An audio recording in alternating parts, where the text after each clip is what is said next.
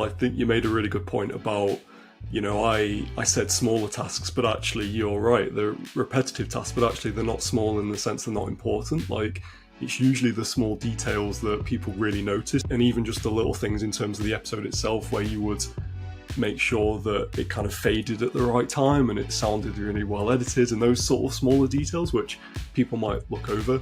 And I think the kind of other thing which I made sure to kind of provide beforehand was having like a list of tasks and how specifically they were done, and kind of what the expectations were, what tools you would need and what login details you would need to kind of do these tasks, and like how long they might take. But again, I know you do a lot of this in-house now, so that's not something people need to worry about beforehand. But I guess just being conscious of, if you're looking to hire a virtual assistant, how can you make it as easy as possible for them?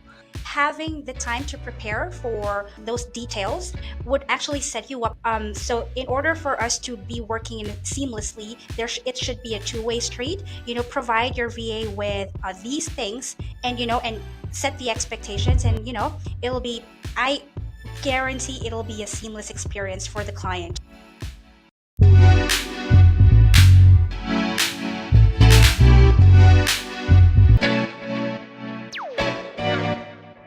Hello again, fantastic podcast enthusiasts. Get ready for another exciting episode of Virtual Assistant Plugged, brought to you by VA.est podcast. I'm Lou, your host, and I'm absolutely thrilled to embark on this virtual assistant journey with you. We're diving deep into the realm of virtual assistants, exploring how they can turbocharge your productivity and much more. Our guest today is a true gem. Meet Scott Stockdale, a seasoned freelance content writer with a remarkable 5-year stint as an SEO specialist. He's passionate about aiding tech companies and founders in scaling their businesses by connecting them with new customers. As an instructor at Zero to Mastery, he imparts his wisdom on SEO to thousands of eager students. Beyond his professional endeavors, Scott is a genius behind popular deep dive articles about content creators, racking up an impressive 1 million views on Medium.com. Plus, he wears the hat of a podcast host for Entrepreneurs Can Party. Scott is not just a longtime mentor of mine, but also a dear friend. So let's give a warm welcome to the one and only Scott Stockdale. Scott, thank you so much for being here. Oh, Lou, thank you. That was such a kind intro. Really appreciate your kind words. And I didn't realise I was a mentor. I'll take that. It's a nice title to have. So yeah, thank you for inviting me on. Pleasure to, looking forward to this, to chatting with you. Yes, Scott, of course. For the listeners out there, like Scott and I have met 5 years ago. Oh, no, about 3 years ago. That's during the pandemic. So I had the pleasure and the privilege of meeting Scott. I worked with Scott as a virtual assistant, helping him out with Entrepreneurs Camp Party. So I've learned a lot, and we've kept in touch for a long time. We do our best to have like our monthly catch up. So yes, Scott, of course, you are bound to be in this podcast. Oh, it's a pleasure, Lou. Yeah, it's crazy to think, isn't it? It's been 3 years since we met, and I'm hoping to one day get to visit you in the Philippines to actually make that happen and visit the office that you guys have, because it looks incredible. So yeah, fingers crossed we can make that happen soon. And once again, thank you for inviting me on. It's awesome to be here. Of course, Scott, our pleasure. Okay, so Scott, as I've mentioned before we begin, and we do this in a podcast, there's a little bit of icebreaker question. So Scott, if you could have dinner with any historical figure, living or deceased, who would it be and why? Yeah, I would choose someone who's kind of top of mind at the moment, because me and one of my friends watched the new Napoleon film last weekend, the weekend before, and he seems like such an interesting character. Obviously, he's done a lot of bad stuff over the years, but he just seemed like a really interesting guy. So I think sometimes you can learn more from people who are slightly evil and slightly demented, as opposed to people who are just pure good and pure happy. So yeah, I think I'd go for Napoleon. Maybe slightly controversial choice, I don't know, but yeah, that's who I'd go for. So is it a movie? I'm sorry, I might be living under a rock, but it's a movie. It's just a movie that just showed. Yeah, it's a movie featuring Joaquin Phoenix. He's plays Napoleon, so he was in The Joker and a few other big movies. And Vanessa Kirby, who was in like Mission Impossible. So yeah, it's a really good cast, very like epic battles. You should watch it. Yeah, it's a good movie. For sure, I'm gonna put that in my list. Like if I have the time, but yeah, this is Napoleon Bonaparte. Yeah. Yeah, Napoleon Bonaparte. Yeah, Okay. yeah, French. Yeah, whatever he was in the war, all that sort of stuff. Yeah, exactly. Wow, that's an interesting choice. And yeah, not. I think you're the second who actually would want to meet Napoleon, which is like, Oh, really that's worrying. interesting. Yeah. But yeah, interesting choice. All right, so Scott, let's delve into our questions. We're trying our best to help out, especially businesses who are, learning just now what virtual assistants are. So Scott, for my first question, could you share some key benefits you've experienced by integrating a virtual assistant into your workflow? And how do you think has this impacted your productivity and overall work-life balance? Yeah, it's huge. So I think the biggest thing is clearly just the time saved. So when we were working together, you were easily saving me 10 plus hours a week. And I think if I gave you even more work, it would just continue to snowball. So yeah, clearly the time saving aspect is, for me, was the biggest thing. But also I think just, you were the first person I've ever managed directly. And I say managed loosely because, it wasn't like a case of like me cracking the whip and telling you, okay, do this, do this. It was more like, I'll just palm a few tasks off to you. You would kind of do it in your time and then report back once a week, which you did so brilliantly with your weekly report. So I think, yeah, those two things for me personally, so saving time, and also having that kind of relationship of, working one to one with someone, maybe managing them, that was really big. But yeah, there was other benefits. I mean, that kind of just spilled over into me being more productive because I didn't have to worry about, social media posts and having to edit episodes and produce them. That kind of spilled over into me being able to do more work and create more income streams and all of this sort of good stuff. So yeah, as um, I guess someone who works online and who produces content and does those sorts of things, it's super helpful. But I recommend like working with a virtual assistant to literally everyone. Like, even people, like I have a lot of friends who come to me and say, how do you kind of have you produce these income streams and things like this? And it's a case of like just being like, I'm not super productive, but in the hours that I do work, I tend to focus on the big tasks, and that's possible because I'm not doing these kind of other tasks that I've kind of delegated. So those are the few things. Yeah, exactly, Scott. Like you mentioned some really good key points there. I remember like working for you, like it was also a breeze, you know, it, you have those tasks already that is already streamlined for you, and you'll be able to focus on the bigger picture tasks, which you mentioned, especially when you have like a lot on your plate. So you're able to delegate these things to a virtual assistant. So going deeper with this question, what specific tasks or responsibilities have you found most effective to delegate to your virtual assistant? And you've mentioned about time saving and how, with this specific task, how did this free up your time? Yeah, so the specific tasks were mainly around the podcast. So things like editing episodes, producing them, scheduling them, but also doing a lot of the social media kind of stuff. So creating those images on Canva. You also emailed guests for me, which was super helpful. So yeah, like you say, having these templates that basically I could just pass over to you and you could just amend them for each guest to let them know the episode was coming out, and also giving them the social media assets to share on their social media, because for podcasting that's really helpful and it gets the guest kind of um, it gets them invested in the episode more. So those were kind of the key tasks. And I'm sure, yeah, I do remember as well, you did a very special kind of one-off episode, where you gathered basically lots of so I had like one question in each podcast that I asked a guest, and that was a nice kind of jumping off point to create like an episode where all those answers fed together. And I don't know how long it took you, but you were very diligent in kind of pulling that all together in a single episode. So I I think you might be able to correct me, but was it like 20 to 50 guests in one episode? I think it's like an hour long, sort of back to back questions Yeah. around a particular question. I can't remember what the question was. You might remember. Um, that might, pop up in this conversation. I hope it does. But yeah, it was. Yeah. I do remember that.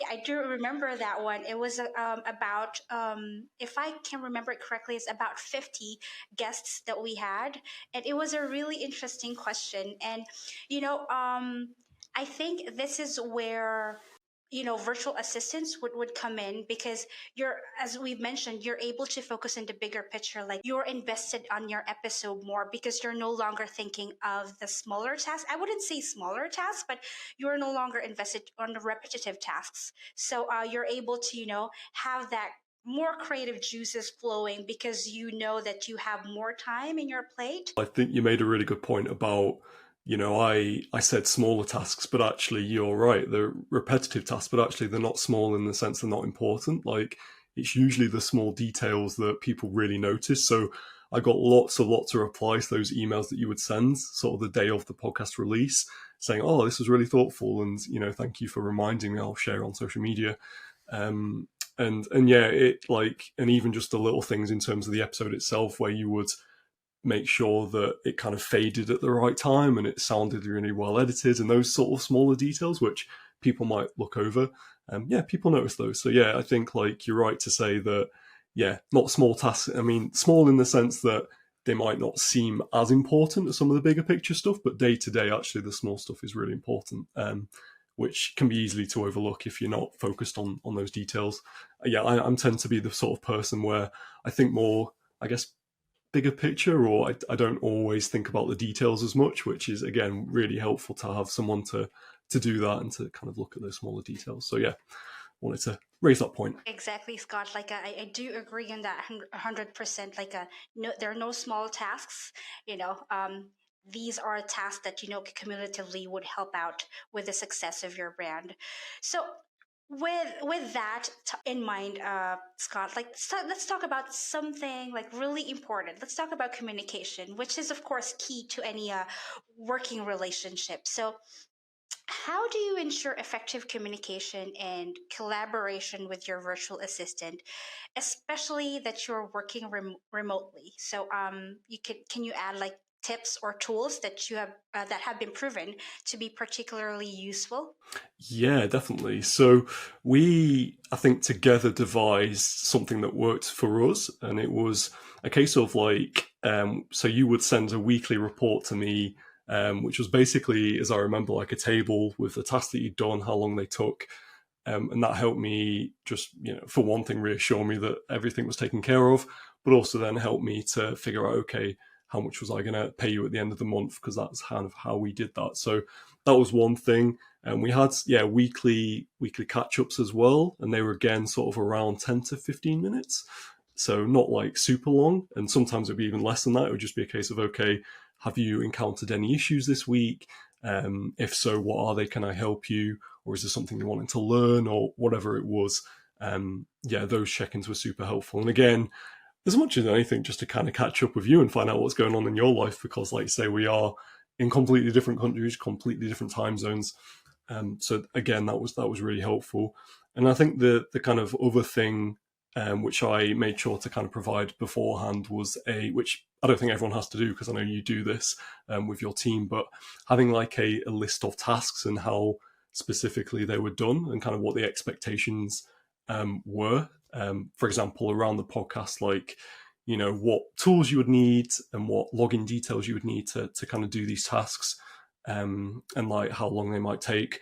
But again, as I'm sure, like, as your knowledge has grown, as your team has grown, I know you do a lot of this in-house now, so that's not something people need to worry about beforehand. But I guess just being conscious of, if you're looking to hire a virtual assistant, how can you make it as easy as possible for them to do their work effectively? Like, what login details do they need?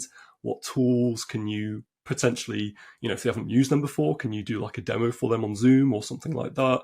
Or even just like record a video yourself going through a task and then sending that video to them through like Google Drive or whatever. So yeah, I know that's kind of very nitty gritty stuff, but they were particularly helpful. I think that the main point that you touched there is really important because it's not just about, of course, you do the hiring. In our case, of course, we do the nitty gritty in that sense, but also as, of course, as the client, you have to be prepared. Like if you have everything in place, like, and in order for your communication to be seamless, you also have to, just like what you mentioned, you have uh, like a list of tasks or expectations, or even just a list of expectations that you would want your virtual assistant or executive assistant to be doing.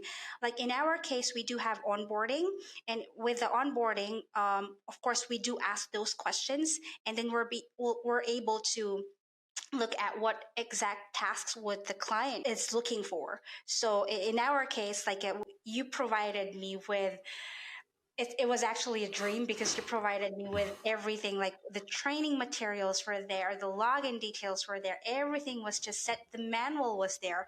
So having the time to prepare for those kinds of things, those details would actually set you up. In order for us to be working seamlessly, it should be a two-way street. Provide your VA with these things, and set the expectations, and it'll be I guarantee it'll be a seamless experience for the client. I tried to integrate that because it was really effective. So I was just going to add as well, to build on what you were saying about kind of making it a seamless relationship and a collaboration. I kind of view it like exactly that, as a collaboration, as opposed to like, boss employee, that sort of structure. I don't see it as me, giving you work as like an employee. I saw it more as just like a pure collaboration where, I was, as it sounds like, I was helping you learn a few things around being an effective VA, and you are obviously helping me in countless ways in terms of productivity and having those catch ups, which I just really look forward to. So yeah, I think like if you can make it a relationship that's on the same footing, it definitely helps. And like you said at the top of the show, we're friends, and I don't see it as like and obviously in the sense that there's the kind of an element of like me paying you to do these tasks, but at the same time I don't see that as like a boss employee kind of structure. I saw it more as like a level footing. I don't know if you felt the same way. Hopefully you did, but yeah, I think that's a nice relationship to have. Exactly, Scott. Like I would want to. Yeah, I do agree. Collaboration is like a better term for it. Getting real for a moment. And I've mentioned working with someone, working with a virtual assistant isn't all sunshine and rainbows. So, could you share any challenges you've encountered while working with a virtual assistant and how you've addressed or overcome them? So, are there any specific strategies or maybe best practices you've found useful in mitigating potential issues?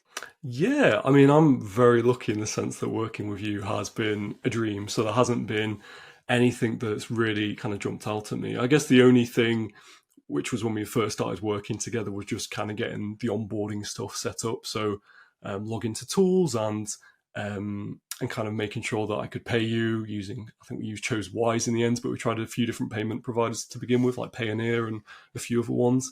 So I think like, yeah, something I do tell people if they're looking to hire a virtual assistant is, if you can keep like the first week as free as possible, not so you can handhold a virtual assistant, but just in case they need to get in touch with you, either through email, or I know we jumped on a Zoom a couple of times, just having your calendar as free as possible, just because things unexpected might crop up and you might need to kind of be there to support your virtual assistant a little bit more in the beginning, and then once they're all set up and they're comfortable with what they're doing, then from there it should be fairly seamless. And as we've talked about, that ongoing communication, whether it's once a week or once a month or however you want to do that.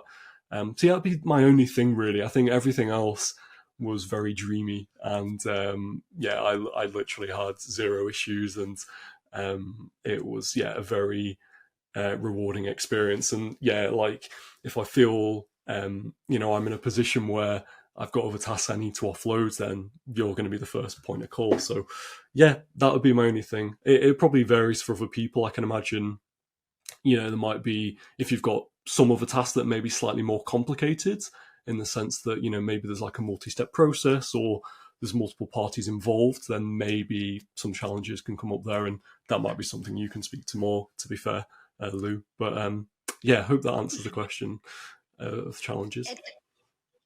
It does, and it's funny that I was thinking about I think that was the only uh point that we stumbled into, like the payment method.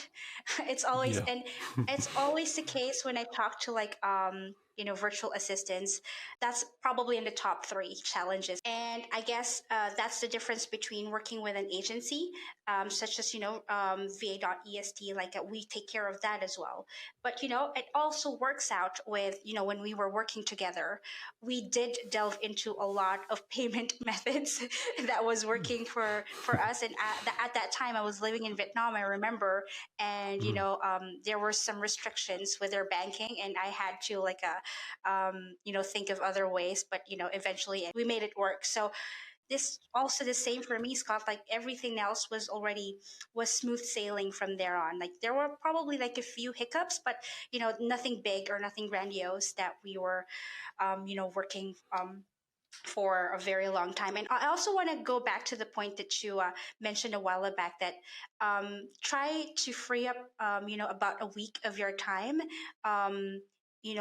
setting up those systems. It also goes out with virtual assistants. Try your best, of course, to free up to learn those systems, and to just, focus on those systems. And because this is the avenue where you will be able to ask each other questions, because both of you are testing the waters, both of you are trying these login details.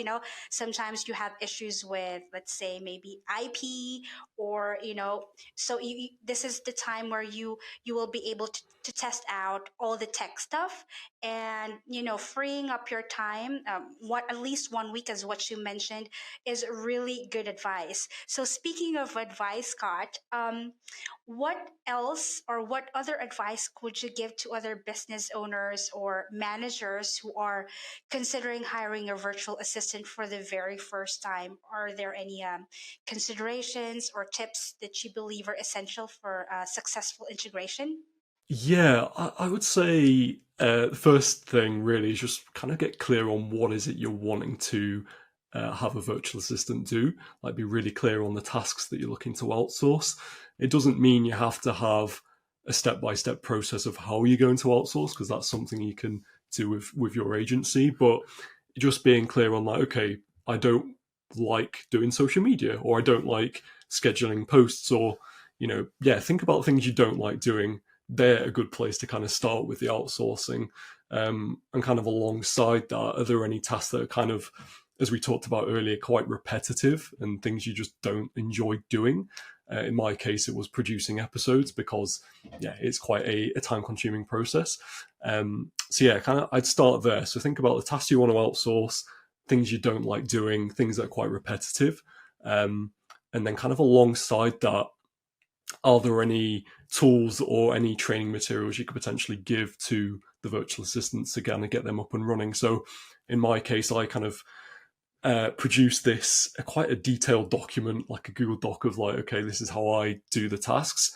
But I did it all by words, but you could easily just, like I said earlier, just record a video of you doing that task and then give that to virtual assistant, so that they're kind of clear on, okay, what your expectations are, what you're kind of looking for. But again, that I don't think that last step is necessary. I think during the onboarding process, you can kind of cover that and cover those expectations. But certainly best practice, think about the tasks you want to outsource. Are they repetitive? Are they time consuming? And do you like them? And those probably good place to start. I don't know. Is there anything you'd add to that, Lou? Any other piece of advice?